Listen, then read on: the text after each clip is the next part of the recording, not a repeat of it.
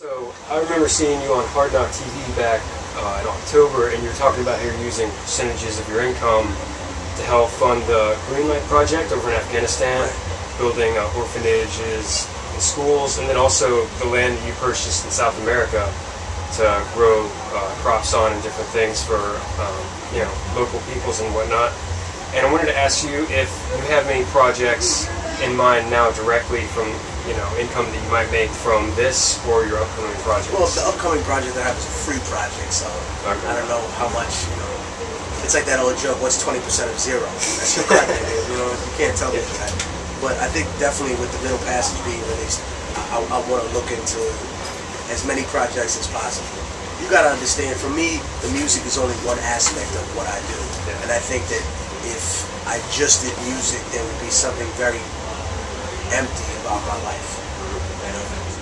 The 1 hour you'll see me on stage doesn't and will never reflect really every single thing that I have to do today, not just in terms of interviews, but with a series of other projects. It's always something new, whether it's trying to fund a shelter for women on the side or having a scholarship program. There are things that I'm involved in all the time, at every point throughout the year. Some of them I choose to advertise, some of them are personal donations of mine and things that I work on the low. Not on the low, but it's just not things that hey everyone, I just gave some money to some people that don't have any, that's just kind of, it defeats the purpose of it, it makes it seem like you're a fucking glory out. Yeah. But I definitely do a lot more than just what we were talking about, and so I think that's a huge part of who I am and what I want to do, and I think that without that, I think there would be something lost in the music too. How about your writing process over the duration of your different projects and what you're working on now, the different socio-political things that are going around the world? Does that, when something major happens, does that suddenly alter your process and you have to refocus on something now? Do you have to find different ways to tie it all in, or is it just... It's a good question. It's not like I've ever gone back and been like, I gotta change this line because this... But there are definitely times when something has to be taken into perspective and I say, okay, you know what? This part of the song needs to be restructured. So it's not just a line. It's a piece of music that needs to be fixed. But it happens very rarely because I think, being is how I'm not a fortune teller on record and I don't go on telling people what's going to happen or what's not going to happen. I just explain to them a very wide array of facts. Yeah. Here's a fact. There were a Muslim government in Spain for 3 times as long as America has existed as a country. It's a long time. Yeah. Early 7th century to, we're talking about 15th century. That's the end of the 15th. We're practically in the 16th century with that.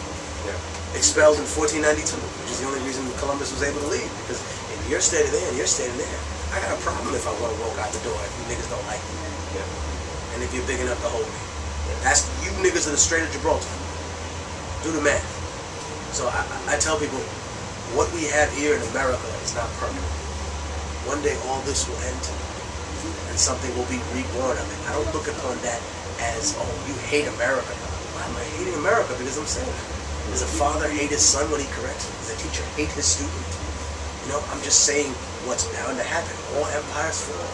All governments become more and more insulated. They start taking away the basic principal rights of what they were supposed to be. And then what are you left with? A shell of it.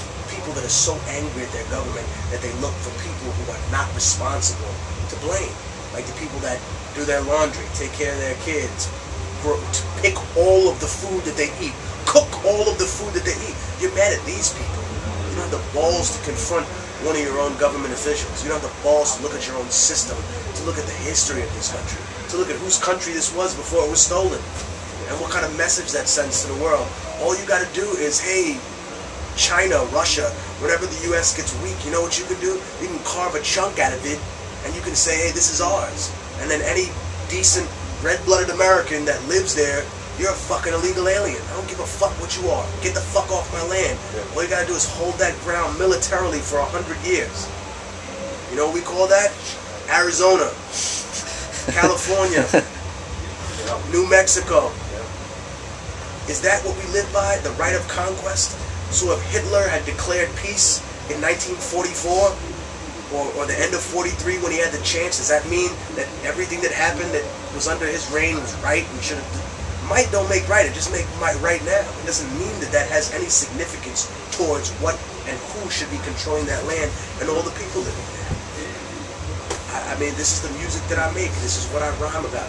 If something has to be altered, it's not like I have sports punchlines, or it's not like I have just, you know, shock rap about stuff. I think the type of music that I make, and it's interesting you brought that up, the evolution of the writing process is so that I'm trying to make the type of music that people will be able to listen to in 100 years and say, that's what was going on. Wow. Well, and all the traveling you've done, Afghanistan, Haiti, during the disasters down there in your homeland, and I got a big hypothetical. Let's say there's a screen, everyone in the world can see it, you're working the projector. 5 images that you would want every single person in the world to see that you think would change things. I can think of the first one right now, Which would be those camps in Haiti, where you're talking about 5 families living in one tent, smaller than this room we're in right now. If we get a little pan around here, you see 5 families living in a spot as small as this, which is crazy. Everybody lining up for water, people screaming for food. You know, hearing reports from people saying children are being stolen. And me saying, wow, who's stealing them? We don't know. The UN won't investigate. We don't. And then all of a sudden to read about this, and I told people in my report coming back from Haiti, if you people look it up, I made a report when I came back from Haiti, and I put it out there, all hip hop, I put it all over the place, and I wrote these things in there. And then what happens? Literally months after the report comes out, children are being trafficked out of Haiti. All that shit was real, and it was happening right in front of me. You know, I'd like to take them also. Image number 2, the slums of the northern part of Lima, then Callao, where you'll see child prostitution, you see drugs on the street, you see something that you probably aren't going to see here in America, because that type of shit, yeah, you see some hookers at night, but it's different when you see a 9-year-old girl out there. That shit fucks your mind up a little something, yeah? Yeah, no doubt. It's different when you go to Afghanistan and they tell you you can't stand here in this part of the street. You say why? And then you look down and you realize there's a blast hole there because somebody blew themselves up there the other day. So you gotta move, motherfucker. Otherwise, we're gonna throw you in a prison. You're never gonna come out of this. I'd like you to see that. I'd like to see the Colombian jungle where you have rebels that have been living there who are. It's funny that they're referred as narco-terrorists. And when you talk to them, you say, hey, how come y'all niggas sell cocaine? Isn't that a complete contradiction to the philosophy that you're pushing? You talk about communism and socialist revolution and all this other stuff. I'm supposed to believe you after y'all niggas are selling weight over here? Because I really ask them tough questions like that when I'm there. I have no love laws for nobody. I have no problem going to a room full of the most conservative, you know, hardcore, you know, power to the people, individuals that have no love and saying, hey man, I can't co-sign that y'all niggas think the white man's the devil. I can't co-sign that y'all hate other people. You know what I mean? I can't co-sign that you think that all rap is garbage now because there's some good shit that's actually coming out.